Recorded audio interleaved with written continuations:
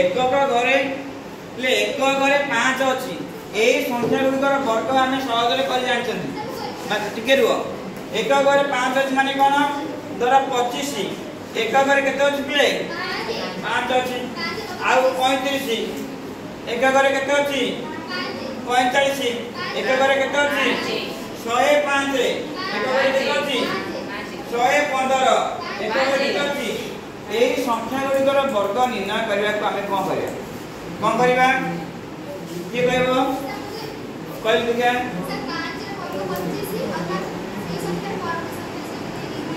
सरला मैं जे कहू कोन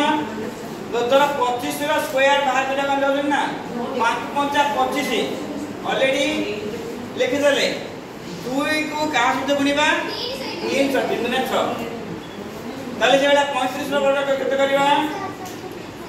5 5 25 लिखले 3 का सहित गुणीबा 4 सहित गुणीबा केते हो 4 3 12 1225 सेवडा 105 रो वर्ग बाहर करबा केते हो 5 5 25 10 को का सहित गुणीबा 11 सहित गुणीले केते हो 110 बा हेलो की ताले 11025 ହେଲା आंसर बुझला अर्थात जदि एक घरे 5 अछि ना हम एई फार्मूला को यूज करबा ठीक है बेटर अन्य फार्मूला यूज न करे ए फार्मूला यूज करबा बुझला ठीक है।